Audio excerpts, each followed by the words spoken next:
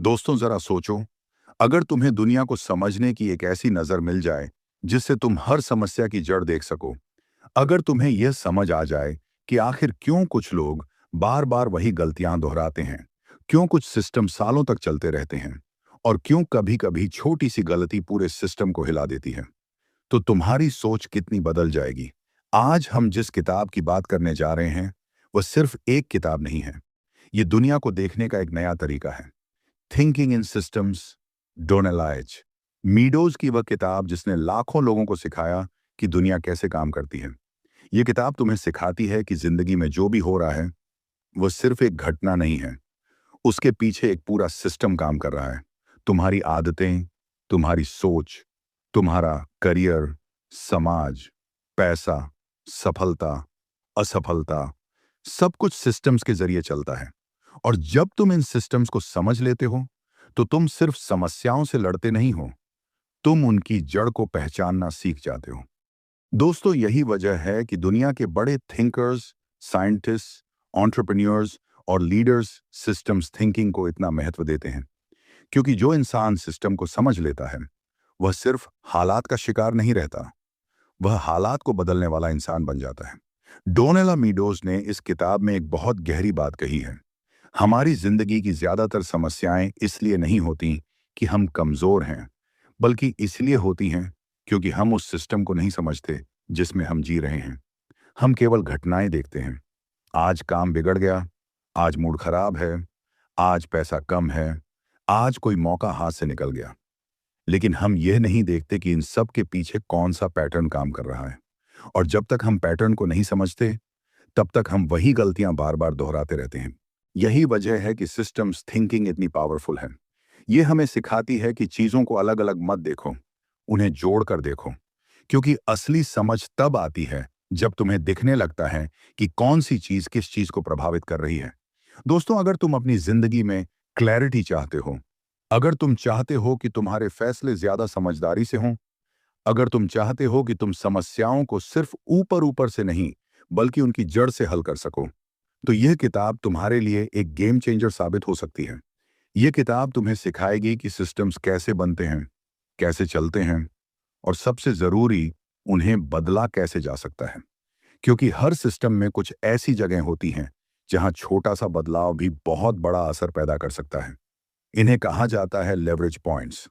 और जो इंसान इन लेवरेज पॉइंट्स को समझ लेता है वह अपनी जिंदगी की दिशा बदल सकता है। दोस्तों, ये ऑडियो बुक सिर्फ थ्योरी नहीं है। ये तुम्हें वह नजर देती है जिससे तुम दुनिया को नए तरीके से देखना शुरू कर देते हो। तुम्हें समझ आने लगता है कि क्यों कुछ चीजें बार बार होती हैं, क्यों कुछ सिस्टम हमें आगे बढ़ाते हैं और क्यों कुछ सिस्टम हमें बार बार रोकते हैं। और जब यह समझ तुम्हारे अंदर बैठ जाती है तो तुम्हारी सोच का लेवल बदल जाता है। तुम सिर्फ रिएक्ट करना बंद कर देते हो, तुम समझकर एक्शन लेना शुरू कर देते हो। दोस्तों, अगर तुम सच में अपनी सोच को नेक्स्ट लेवल पर ले जाना चाहते हो, अगर तुम दुनिया को एक गहरे और समझदार नजरिए से देखना चाहते हो, तो इस ऑडियो बुक को आखिर तक जरूर सुनो। क्योंकि थिंकिंग इन सिस्टम सिर्फ एक किताब नहीं है, ये एक नई दृष्टि है। एक ऐसी दृष्टि जो तुम्हें सिखाती है कि दुनिया को समझकर कैसे जिया जाता है। और दोस्तों, ऐसी ही पावरफुल और लाइफ चेंजिंग ऑडियो बुक्स के लिए हमारे चैनल ऑडियो बुक सागर को सब्सक्राइब करना मत भूलना। यहाँ हम तुम्हें उन किताबों की विजडम देते हैं जो तुम्हारी सोच और तुम्हारी जिंदगी दोनों बदल सकती हैं। Chapter 1, the basics. हम अक्सर अपनी जिंदगी को अलग अलग घटनाओं की तरह देखते हैं। आज क्या हुआ, किसने क्या कहा, किस काम में सफलता मिली, कहाँ असफलता मिली। लेकिन अगर आप थोड़ा गहराई से देखें तो आपको समझ आएगा कि जिंदगी सिर्फ घटनाओं का सिलसिला नहीं है। जिंदगी एक सिस्टम है, एक ऐसा सिस्टम जहां हर चीज किसी न किसी चीज से जुड़ी हुई है।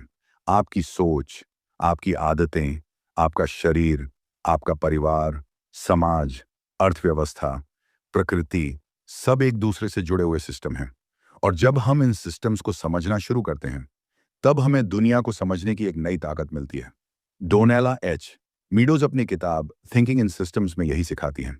वह कहती हैं, अगर आप सच में दुनिया को समझना चाहते हैं तो आपको घटनाओं से आगे देखना होगा। आपको उस सिस्टम को देखना होगा जो उन घटनाओं को पैदा करता है। क्योंकि जो चीजें हम रोज देखते हैं वे केवल सतह पर दिखाई देने वाले परिणाम होते हैं। उनके पीछे हमेशा एक सिस्टम काम कर रहा होता है। और जब तक हम उस सिस्टम को नहीं समझते, तब तक हम समस्याओं को सच में हल नहीं कर सकते। मान लीजिए कि कोई व्यक्ति बार बार असफल हो रहा है। वह मेहनत करता है, कोशिश करता है, लेकिन फिर भी उसे वही परिणाम मिलता है। अक्सर लोग कहते हैं शायद किस्मत खराब है, लेकिन सिस्टम सोच हमें कुछ और देखने के लिए कहती है।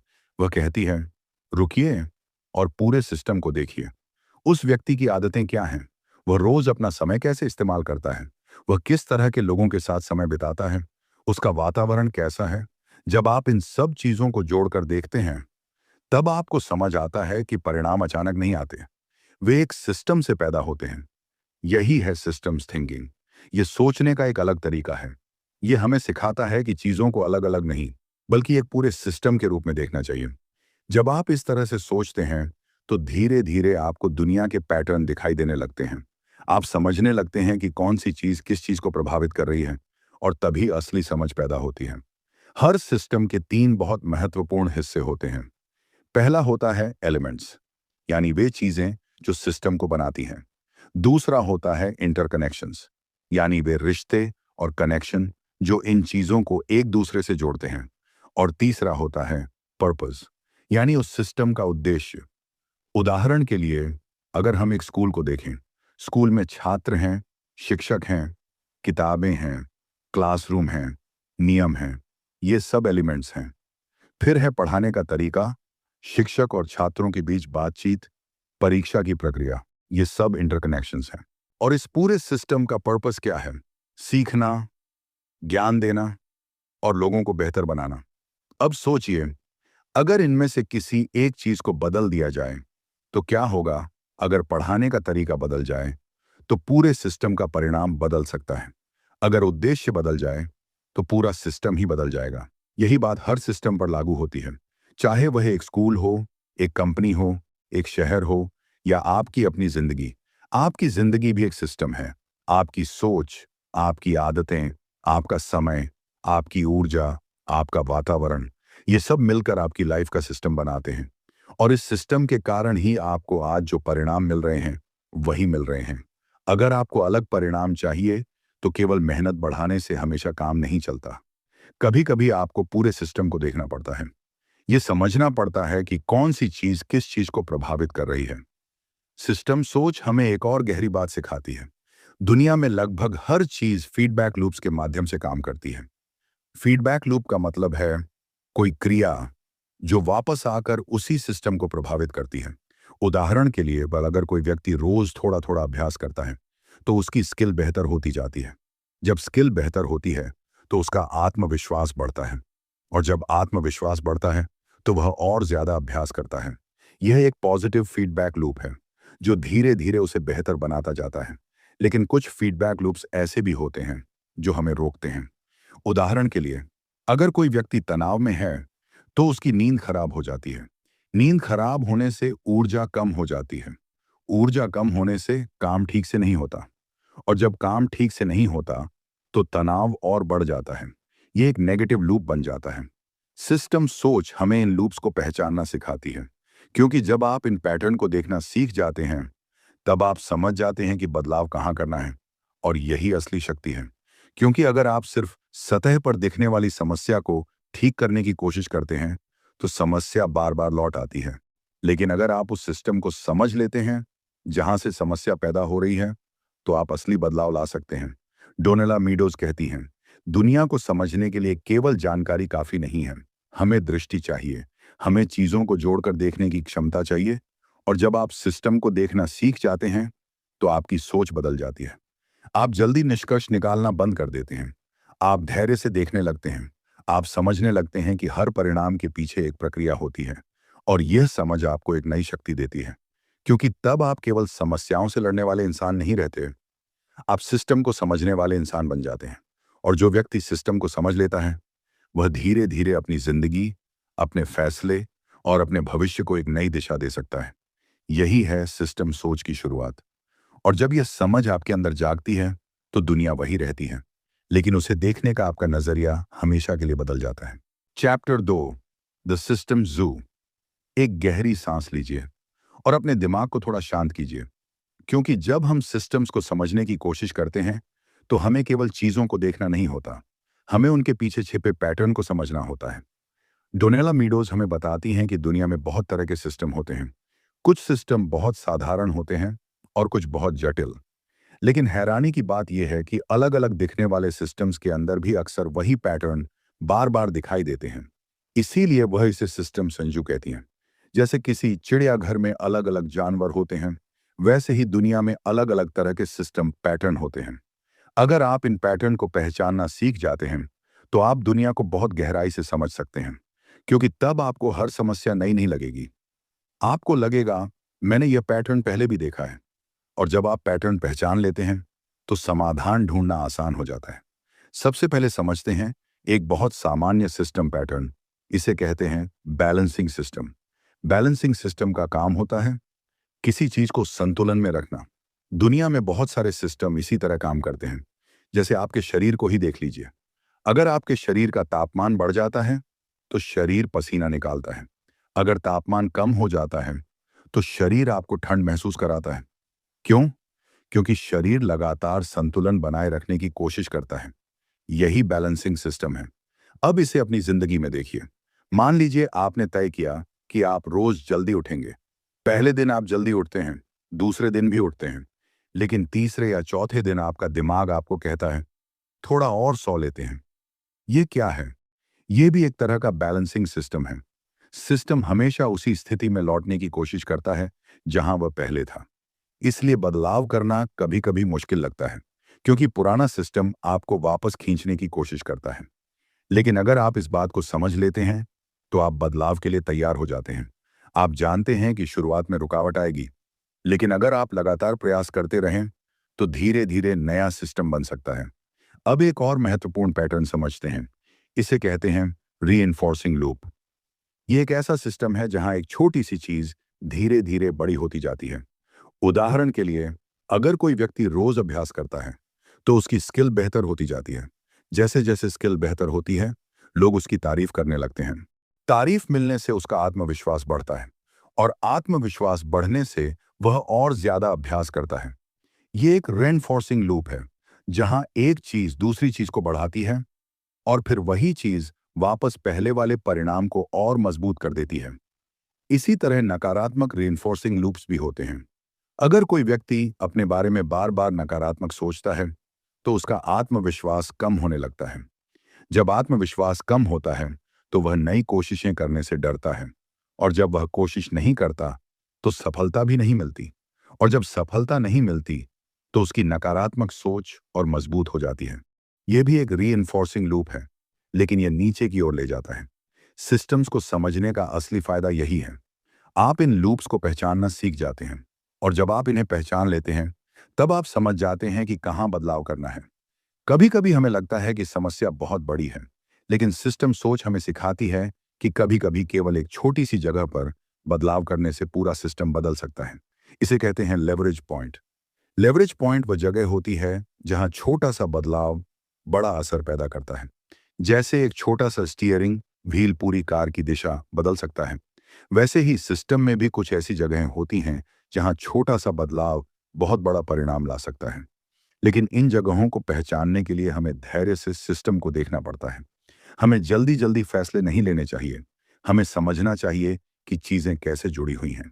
डोनेला मीडोज एक और महत्वपूर्ण बात कहती हैं।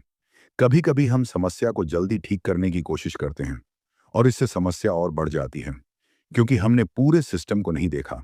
उदाहरण के लिए, अगर कोई कंपनी केवल जल्दी प्रॉफिट कमाने पर ध्यान देती है और कर्मचारियों की भलाई को नजरअंदाज करती है, तो शुरुआत में प्रॉफिट बढ़ सकता है, लेकिन धीरे धीरे कर्मचारी थक जाते हैं, उनका उत्साह कम हो जाता है, और अंत में कंपनी को ही नुकसान होने लगता है।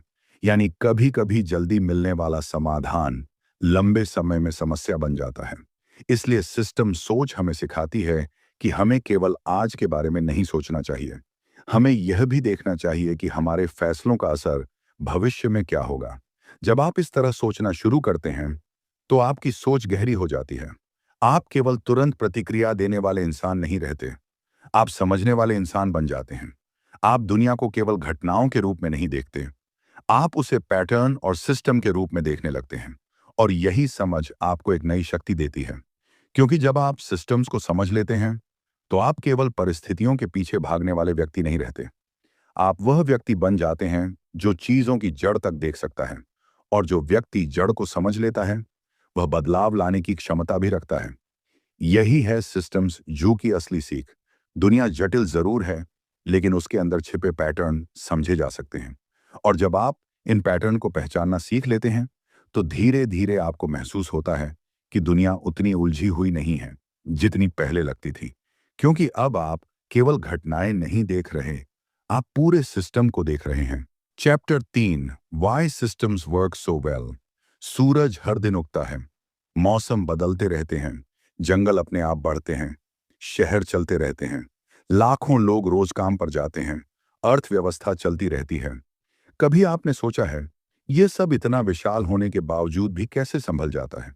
डोनेला मीडोज हमें बताती हैं कि इसका कारण है सिस्टम्स। सिस्टम्स में एक अद्भुत शक्ति होती है। वे अपने आप को संभाल सकते हैं, अपने आप को ठीक कर सकते हैं और समय के साथ बदल भी सकते हैं। यही कारण है कि सिस्टम्स इतने शक्तिशाली होते हैं।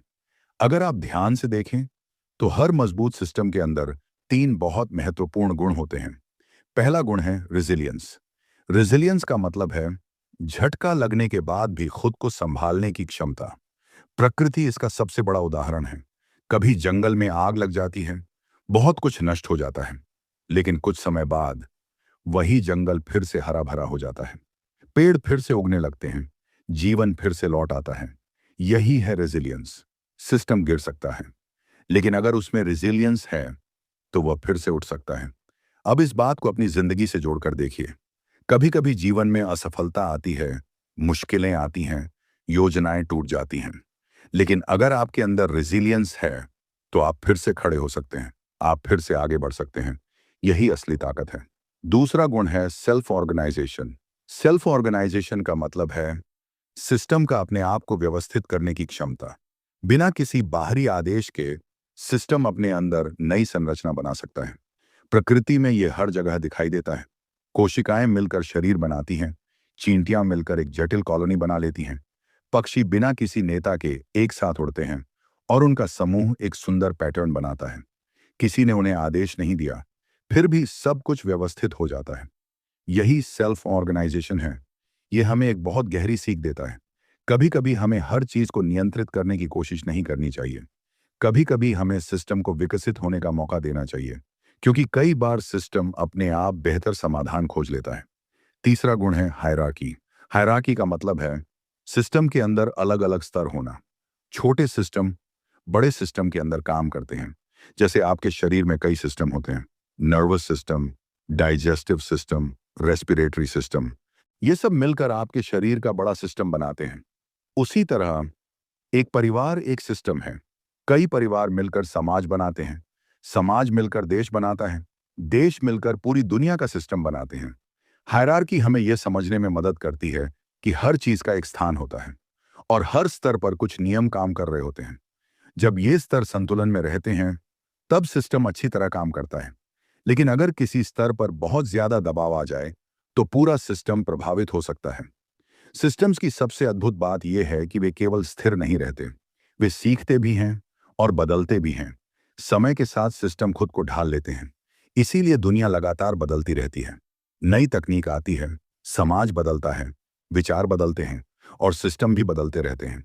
लेकिन इस बदलाव के पीछे भी कुछ पैटर्न होते हैं। सिस्टम हमेशा कोशिश करता है कि वह संतुलन बनाए रखे और साथ ही खुद को बेहतर बनाए। यह समझ हमें बहुत शक्ति देती है, क्योंकि जब हम सिस्टम्स को समझते हैं तो हमें यह एहसास होता है कि बदलाव संभव है। भले ही सिस्टम मजबूत हो, लेकिन वह स्थायी नहीं है। वह समय के साथ बदल सकता है, और अगर हम सही जगह पर सही बदलाव करें तो पूरा सिस्टम बदल सकता है। डोनेला मीडोज हमें यह भी याद दिलाती है कि सिस्टम्स को पूरी तरह नियंत्रित करना लगभग असंभव है। दुनिया बहुत जटिल है। हर चीज को पूरी तरह नियंत्रित करने की कोशिश करना अक्सर हमें थका देता है। लेकिन अगर हम सिस्टम को समझ लें तो हमें हर चीज को नियंत्रित करने की जरूरत नहीं रहती। हमें केवल सही दिशा में काम करना होता है। हमें सिस्टम के साथ काम करना होता है, उसके खिलाफ नहीं। जब आप सिस्टम के साथ काम करते हैं तो चीजें आसान होने लगती हैं। आपको कम ऊर्जा लगती है, लेकिन परिणाम बेहतर मिलते हैं। ये ठीक वैसे ही है जैसे नदी के साथ तैरना। अगर आप धारा के साथ तैरते हैं तो यात्रा आसान होती है, लेकिन अगर आप धारा के खिलाफ तैरते हैं तो बहुत ज्यादा ताकत लगती है। सिस्टम सोच हमें सिखाती है कि हमें धारा को समझना चाहिए। हमें यह देखना चाहिए कि सिस्टम किस दिशा में जा रहा है और फिर उसी समझ के साथ अपने कदम बढ़ाने चाहिए। जब यह समझ आपके अंदर आ जाती है तो आप दुनिया को अलग नजर से देखने लगते हैं। आपको हर समस्या केवल परेशानी नहीं लगती, आपको उसके पीछे छिपा सिस्टम दिखाई देने लगता है। और जब आप सिस्टम को देख लेते हैं तो आपको यह भी समझ आ जाता है कि बदलाव कहां से शुरू करना है। यही वह ज्ञान है जो आपको एक अलग स्तर की सोच देता है, क्योंकि जो व्यक्ति सिस्टम्स को समझ लेता है वह केवल परिस्थितियों का हिस्सा नहीं रहता, वह उन परिस्थितियों को समझने वाला और धीरे धीरे उन्हें बदलने वाला इंसान बन जाता है। और यही है सिस्टम्स की असली ताकत। वे केवल दुनिया को चलाते नहीं, वे हमें यह भी सिखाते हैं कि अगर हम समझदारी से देखें तो हम भी उस बदलाव का हिस्सा बन सकते हैं जो दुनिया को बेहतर बनाता है। चैप्टर 4, वाई सिस्टम्स सरप्राइज अस। कभी आपने यह महसूस किया है कि कई बार चीजें बिल्कुल वैसी नहीं होती जैसी हमने सोची होती हैं। हम एक फैसला लेते हैं, हमें लगता है कि इससे सब ठीक हो जाएगा, लेकिन कुछ समय बाद हमें पता चलता है कि परिणाम बिल्कुल अलग निकला। कभी समस्या छोटी लगती है और धीरे धीरे बहुत बड़ी बन जाती है, और कभी हम किसी चीज को बहुत बड़ा समझते हैं लेकिन वह अचानक अपने आप ठीक हो जाती है। ऐसा क्यों होता है? डोनेला मीडोज कहती हैं कि इसका कारण है सिस्टम्स। सिस्टम्स हमें अक्सर सरप्राइज करते हैं क्योंकि दुनिया उतनी सीधी नहीं है जितनी हमें पहली नजर में लगती है। हम अक्सर चीजों को सीधी लाइन की तरह सोचते हैं। हम सोचते हैं अगर हमने यह किया तो तुरंत वही परिणाम मिलेगा, लेकिन असल में सिस्टम्स इस तरह काम नहीं करते। सिस्टम्स में बहुत सारे कनेक्शंस होते हैं, बहुत सारे फीडबैक लूप्स होते हैं और बहुत सारे छिपे हुए प्रभाव होते हैं। इसी वजह से परिणाम अक्सर हमारी उम्मीद से अलग निकलते हैं। एक बड़ी वजह है डिलेज। डिले का मतलब है किसी क्रिया और उसके परिणाम के बीच का समय। दुनिया में बहुत सारे सिस्टम ऐसे होते हैं जहां परिणाम तुरंत दिखाई नहीं देता। उदाहरण के लिए, अगर कोई व्यक्ति रोज एक्सरसाइज करता है तो उसके शरीर में बदलाव तुरंत नहीं दिखता। दिनों तक, हफ्तों तक, शायद महीनों तक भी बड़ा फर्क दिखाई नहीं देता। लेकिन इसका मतलब यह नहीं कि कुछ हो नहीं रहा। अंदर ही अंदर सिस्टम बदल रहा होता है और फिर एक दिन अचानक बदलाव दिखाई देने लगता है। यही डिले है, लेकिन अक्सर लोग इस डिले को समझ नहीं पाते। वे जल्दी परिणाम चाहते हैं। जब तुरंत परिणाम नहीं मिलता तो वे प्रयास छोड़ देते हैं, और यहीं पर सिस्टम हमें सरप्राइज कर देता है, क्योंकि असली बदलाव अक्सर धीरे धीरे बनता है और फिर अचानक दिखाई देता है। एक और कारण है लिमिटेड इंफॉर्मेशन। हम कभी भी पूरे सिस्टम को पूरी तरह नहीं देख पाते, हम केवल उसका एक छोटा हिस्सा देखते हैं। मान लीजिए कोई शहर ट्रैफिक जाम से परेशान है। सरकार सोचती है कि अगर हम और सड़कें बना देंगे तो समस्या खत्म हो जाएगी। पहले कुछ समय तक ट्रैफिक कम हो जाता है, लेकिन फिर कुछ सालों बाद सड़कें फिर से भर जाती हैं। क्यों? क्योंकि जब सड़कें बढ़ती हैं तो और लोग गाड़ियां खरीदने लगते हैं और धीरे धीरे ट्रैफिक फिर से बढ़ जाता है। यानी समाधान ने ही नई समस्या पैदा कर दी। यह सिस्टम की जटिलता है, और यही वजह है कि सिस्टम हमें बार बार चौंकाते हैं। एक और महत्वपूर्ण बात है नॉन लाइनियर रिलेशनशिप्स। इसका मतलब है कि हर चीज का असर समान नहीं होता।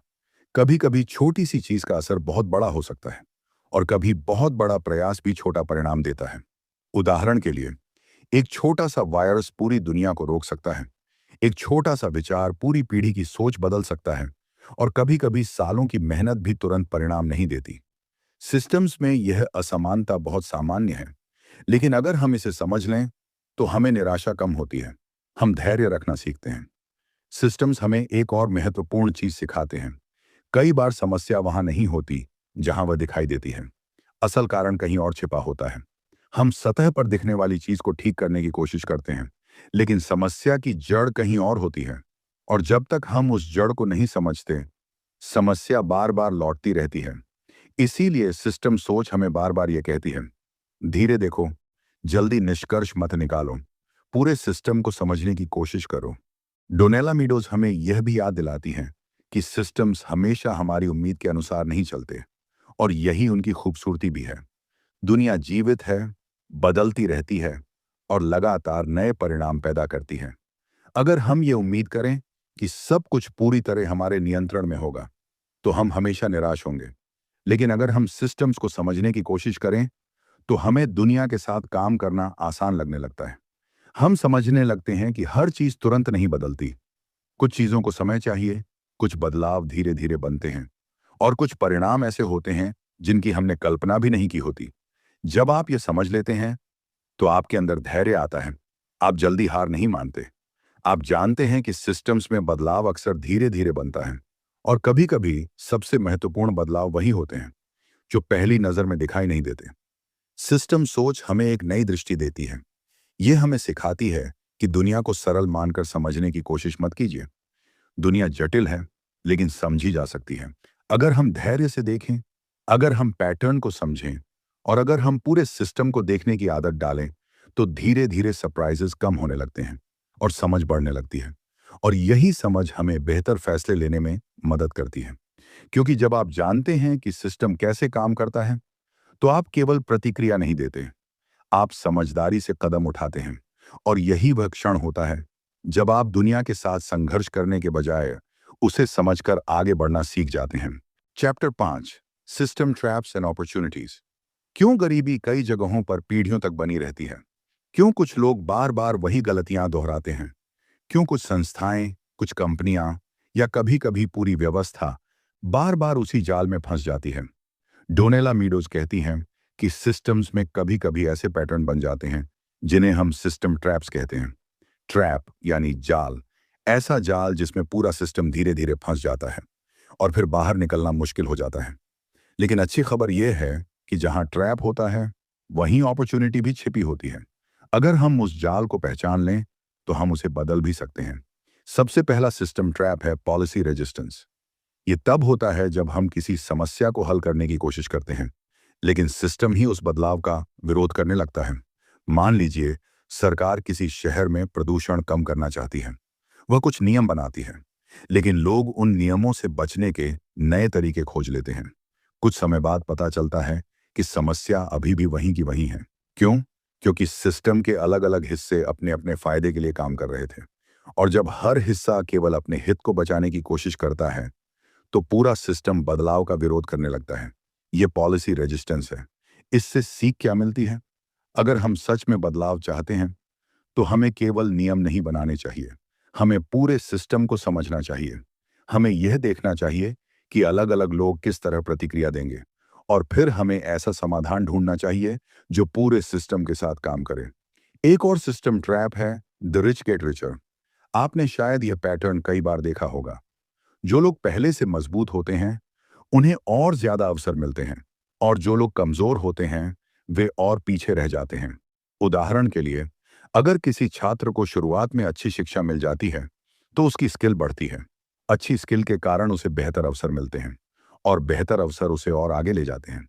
लेकिन अगर किसी को शुरुआत में अवसर नहीं मिलता, तो वह पीछे ही रह जाता है। यह एक रीइंफोर्सिंग लूप बन जाता है, जहां ताकत ताकत को बढ़ाती है और कमजोरी कमजोरी को। लेकिन यहां भी एक अपॉर्चुनिटी छिपी है। अगर हम शुरुआत में अवसरों को बराबर कर दें, अगर हम कमजोर लोगों को सही समर्थन दें, तो यह सिस्टम बदल सकता है। एक और महत्वपूर्ण ट्रैप है शिफ्टिंग द बर्डन। यह तब होता है जब हम किसी समस्या का असली समाधान ढूंढने के बजाय केवल अस्थायी उपाय करते हैं। उदाहरण के लिए, अगर कोई व्यक्ति लगातार तनाव में है और वह हर बार तनाव से बचने के लिए केवल डिस्ट्रैक्शन ढूंढता है, वह मोबाइल देखता है, टीवी देखता है, या किसी और चीज में खुद को व्यस्त कर लेता है, कुछ समय के लिए उसे राहत मिलती है, लेकिन असली समस्या वहीं बनी रहती है, और धीरे धीरे यह अस्थायी उपाय ही आदत बन जाता है। यही है शिफ्टिंग द बर्डन। सिस्टम हमें असली समाधान से दूर ले जाता है और हमें छोटे छोटे अस्थायी उपायों में उलझा देता है। लेकिन अगर हम इस ट्रैप को पहचान लें, तो हम असली समस्या पर ध्यान देना शुरू कर सकते हैं। हम जड़ को ठीक कर सकते हैं, केवल लक्षणों को नहीं। एक और सिस्टम ट्रैप है इरोडिंग गोल्स। यह तब होता है जब हम धीरे धीरे अपने ही लक्ष्य कम करने लगते हैं। शुरुआत में हमारा लक्ष्य ऊंचा होता है, लेकिन जब हम उसे हासिल नहीं कर पाते, तो हम कहते हैं, चलो थोड़ा कम कर लेते हैं। फिर कुछ समय बाद हम लक्ष्य और कम कर देते हैं, और धीरे धीरे हम उस स्तर पर पहुंच जाते हैं जहां हम पहले कभी जाना ही नहीं चाहते थे। सिस्टम में यह धीरे धीरे होता है, और कई बार हमें पता भी नहीं चलता। लेकिन यहां भी अपॉर्चुनिटी है। अगर हम अपने लक्ष्यों को स्पष्ट रखें और लगातार उन्हें याद करते रहें, तो सिस्टम हमें नीचे खींचने के बजाय ऊपर उठाने लगता है। डोनेला मीडोज हमें यह सिखाती हैं कि सिस्टम्स में फंसना आसान है, लेकिन उनसे बाहर निकलना भी संभव है। इसके लिए हमें केवल एक चीज चाहिए, जागरूकता। जब आप सिस्टम के ट्रैप को पहचान लेते हैं, तो आप उसके गुलाम नहीं रहते। आप समझने लगते हैं कि यह जाल कैसे काम कर रहा है, और तब आप धीरे धीरे उसे बदल सकते हैं। यही सिस्टम सोच की असली ताकत है। यह हमें केवल समस्याएं नहीं दिखाती, यह हमें संभावनाएं भी दिखाती है। यह हमें सिखाती है कि हर जटिल समस्या के अंदर एक अवसर भी छिपा होता है, और जब हम उस अवसर को देख लेते हैं, तो वही सिस्टम जो पहले हमें रोक रहा था, वही सिस्टम हमें आगे बढ़ाने लगता है। जब यह समझ आपके अंदर आती है, तो आप दुनिया को अलग नजर से देखने लगते हैं। आप केवल समस्याओं से डरते नहीं, आप उन्हें समझने लगते हैं। और जो व्यक्ति समस्या को समझ लेता है, वह समाधान का रास्ता भी ढूंढ सकता है। यही कारण है कि सिस्टम सोच केवल ज्ञान नहीं है, ये एक नई दृष्टि है। एक ऐसी दृष्टि जो आपको यह समझने की ताकत देती है कि दुनिया में हर जाल के अंदर एक रास्ता भी छिपा हुआ है। और जब आप उस रास्ते को देख लेते हैं, तो धीरे धीरे आप केवल सिस्टम के अंदर रहने वाले इंसान नहीं रहते। आप वह इंसान बन जाते हैं जो सिस्टम को समझकर उसे बेहतर दिशा में बदल सकता है। Chapter 6, leverage points, places to intervene in a system. कभी आपने महसूस किया है कि हम जीवन में बहुत मेहनत करते हैं, बहुत कोशिश करते हैं, लेकिन कई बार परिणाम उतना बड़ा नहीं मिलता जितना हमने सोचा होता है। और कभी-कभी एक छोटी सी समझ, एक छोटा सा फैसला पूरी दिशा बदल देता है। यही वह जगह है जहां सिस्टम्स थिंकिंग हमें एक गहरी समझ देता है। डोनेला मीडोज कहती हैं कि हर सिस्टम में कुछ खास जगहें होती हैं जहां छोटा सा बदलाव भी बहुत बड़ा असर पैदा कर सकता है। इन जगहों को कहा जाता है लेवरेज पॉइंट्स। लेवरेज पॉइंट का मतलब है सिस्टम के अंदर वह जगह जहां सही तरीके से किया गया छोटा सा हस्तक्षेप पूरे सिस्टम के परिणाम को बदल सकता है। इसे समझने के लिए एक आसान उदाहरण सोचिए। अगर आपके सामने एक बड़ा दरवाजा है, तो उसे खोलने के लिए आपको पूरी दीवार को धक्का देने की जरूरत नहीं है। आपको बस सही जगह पर हाथ रखना है, यानी हैंडल पर। एक छोटा सा दबाव और दरवाजा खुल जाता है। यही है लेवरेज। सिस्टम्स भी इसी तरह काम करते हैं। अगर हम केवल सतह पर दिखाई देने वाली चीजों को बदलने की कोशिश करते हैं, तो हमें बहुत मेहनत करनी पड़ती है। लेकिन अगर हम सही जगह पर बदलाव करें, तो कम प्रयास में भी बड़ा परिणाम मिल सकता है। सिस्टम के अंदर सबसे आसान लेवरेज पॉइंट होता है नंबर्स बदलना। जैसे टैक्स का प्रतिशत बदलना, बजट बदलना, या किसी नियम की मात्रा बदलना। ये बदलाव कभी-कभी असर करते हैं, लेकिन अक्सर उनका प्रभाव सीमित होता है, क्योंकि सिस्टम की गहराई इससे ज्यादा होती है। एक थोड़ा मजबूत लेवरेज पॉइंट होता है फीडबैक लूप्स को बदलना। याद रखिए, हर सिस्टम फीडबैक के माध्यम से चलता है। अगर हम उस फीडबैक को बदल दें, तो सिस्टम का व्यवहार भी बदल सकता है। उदाहरण के लिए, अगर किसी संस्था में लोगों को अच्छा काम करने पर तुरंत फीडबैक और प्रोत्साहन मिले, तो उनका उत्साह बढ़ जाता है, और धीरे धीरे पूरी संस्था का वातावरण बदल सकता है। लेकिन इससे भी गहरा लेवरेज पॉइंट है इंफॉर्मेशन फ्लो। इंफॉर्मेशन फ्लो का मतलब है सिस्टम में जानकारी कैसे चलती है, कौन क्या जानता है, कब जानता है, और किस तरह जानता है। अगर जानकारी सही जगह तक सही समय पर पहुंचे, तो लोगों के फैसले बदल सकते हैं, और जब फैसले बदलते हैं, तो सिस्टम भी बदलने लगता है। उदाहरण के लिए, जब लोगों को यह जानकारी मिलने लगी कि प्लास्टिक का असर प्रकृति पर कितना गंभीर है, तो धीरे धीरे लोगों की आदतें बदलने लगी। कुछ लोगों ने प्लास्टिक का इस्तेमाल कम किया, कुछ ने ऑल्टरनेटिव्स अपनाए। केवल जानकारी का प्रवाह बदला, और सिस्टम में बदलाव शुरू हो गया। लेकिन सिस्टम में इससे भी गहरा लेवरेज पॉइंट होता है, और वह है रूल्स। रूल्स तय करते हैं कि सिस्टम कैसे काम करेगा, कौन क्या कर सकता है, क्या नहीं कर सकता, किसे क्या अधिकार है। अगर रूल्स बदल जाते हैं, तो पूरा सिस्टम बदल सकता है। जैसे किसी खेल में नियम बदल जाए, तो खेल खेलने का तरीका भी बदल जाता है। ठीक वैसे ही समाज में भी रूल्स बहुत महत्वपूर्ण होते हैं। लेकिन डोनेला मीडोज कहती हैं कि सबसे शक्तिशाली लेवरेज पॉइंट इससे भी गहरा होता है, और वह है माइंडसेट या पैराडाइम। पैराडाइम का मतलब है वह सोच, वह विश्वास जिसके आधार पर पूरा सिस्टम बना होता है। अगर लोगों की सोच बदल जाए, तो सिस्टम अपने आप बदलने लगता है। उदाहरण के लिए, अगर समाज ये मानता है कि प्रकृति केवल संसाधन है जिसे हम इस्तेमाल कर सकते हैं, तो सिस्टम उसी दिशा में बनेगा। लेकिन अगर समाज ये मानने लगे कि प्रकृति हमारी जिम्मेदारी है, जिसे हमें बचाना है, तो नीतियां बदलेंगी, व्यवहार बदलेंगे और पूरा सिस्टम बदलने लगेगा। यानी सबसे गहरा लेवरेज पॉइंट हमारी सोच है। हम चीजों को किस नजर से देखते हैं, यही तय करता है कि सिस्टम किस दिशा में जाएगा। सिस्टम सोच हमें यह समझने की ताकत देती है कि हर समस्या को हल करने के लिए हमें हमेशा ज्यादा ताकत लगाने की जरूरत नहीं है। कई बार हमें केवल सही जगह पहचानने की जरूरत होती है। अगर हम गलत जगह पर ऊर्जा लगाते रहेंगे तो हम थकते रहेंगे। लेकिन अगर हम सही लेवरेज पॉइंट पहचान लें तो छोटा सा कदम भी बड़ी दिशा बदल सकता है। ये समझ हमें धैर्य भी सिखाती है और बुद्धिमानी भी, क्योंकि तब हम केवल सतह पर दिखाई देने वाली समस्याओं से नहीं लड़ते। हम सिस्टम के भीतर जाकर देखते हैं कि असली शक्ति कहाँ छिपी है। और जब आप यह देखने लगते हैं तो आपकी सोच बदलने लगती है। आप हर समस्या को अलग तरीके से देखने लगते हैं। आप पूछने लगते हैं, यह सिस्टम कैसे काम कर रहा है, यहां असली लेवरेज पॉइंट कहां है। और जब आपको वह जगह मिल जाती है तो बदलाव संभव हो जाता है। यही सिस्टम्स थिंकिंग की सबसे बड़ी ताकत है। यह हमें केवल मेहनत करना नहीं सिखाती, यह हमें समझदारी से काम करना सिखाती है। और जब समझदारी और प्रयास साथ आते हैं तो छोटा सा कदम भी बड़ी क्रांति बन सकता है। और तब आप केवल सिस्टम के अंदर रहने वाले व्यक्ति नहीं रहते, आप वह व्यक्ति बन जाते हैं जो सही जगह पर सही बदलाव करके पूरे सिस्टम की दिशा बदल सकता है। Chapter 7, living in a world of systems. हम जिस दुनिया में रहते हैं वह केवल लोगों, चीजों और घटनाओं से बनी हुई नहीं है। असल में यह एक बहुत बड़ा सिस्टम है। एक ऐसा सिस्टम जिसमें सब कुछ किसी न किसी तरह जुड़ा हुआ है। हमारी सोच, हमारी आदतें, हमारा समाज, प्रकृति, अर्थव्यवस्था, तकनीक, सब एक दूसरे को प्रभावित करते हैं। और जब हम ये समझना शुरू करते हैं तभी हम सच में समझते हैं कि इस दुनिया में जीना क्या मतलब रखता है। डोनेला मीडोज हमें बताती हैं कि अगर हम सिस्टम्स की दुनिया में समझदारी से जीना चाहते हैं तो हमें अपनी सोच बदलनी होगी। हमें यह स्वीकार करना होगा कि दुनिया सरल नहीं है, ये जटिल है, जीवित है और लगातार बदल रही है। लेकिन यह जटिलता डराने वाली नहीं है। अगर हम सिस्टम को समझना सीख लें तो यही जटिलता हमें गहरी समझ भी देती है। सिस्टम्स की दुनिया में जीने का पहला कदम है ह्यूमिलिटी। ह्यूमिलिटी का मतलब है विनम्रता। ये समझना कि हम सब कुछ नहीं जानते, हम किसी भी सिस्टम को पूरी तरह नियंत्रित नहीं कर सकते। दुनिया इतनी बड़ी और जटिल है कि कोई भी इंसान उसे पूरी तरह समझ नहीं सकता।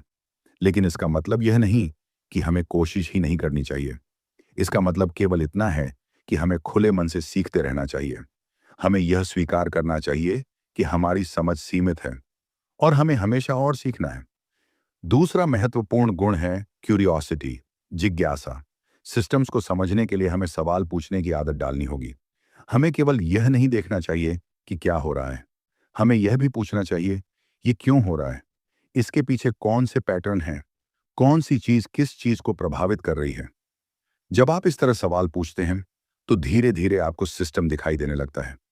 तीसरी महत्वपूर्ण बात है पेशेंस। सिस्टम्स में बदलाव अक्सर धीरे धीरे होता है।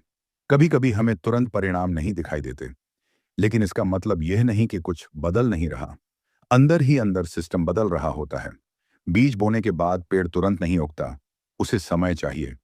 ठीक वैसे ही सिस्टम में किया गया बदलाव भी समय लेता है, इसलिए धैर्य बहुत जरूरी है।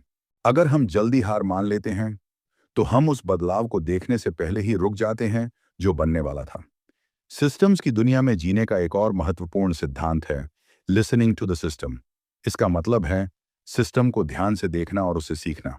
कभी कभी सिस्टम हमें संकेत देता है, डेटा हमें कुछ बताता है, लोगों की प्रतिक्रियाएं हमें कुछ सिखाती हैं, प्रकृति हमें चेतावनी देती है।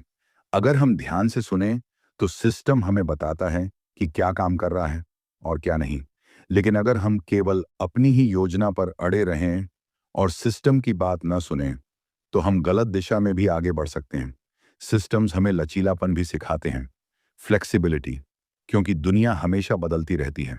अगर हम अपनी सोच को बहुत कठोर बना लें तो हम उस बदलाव के साथ नहीं चल पाएंगे।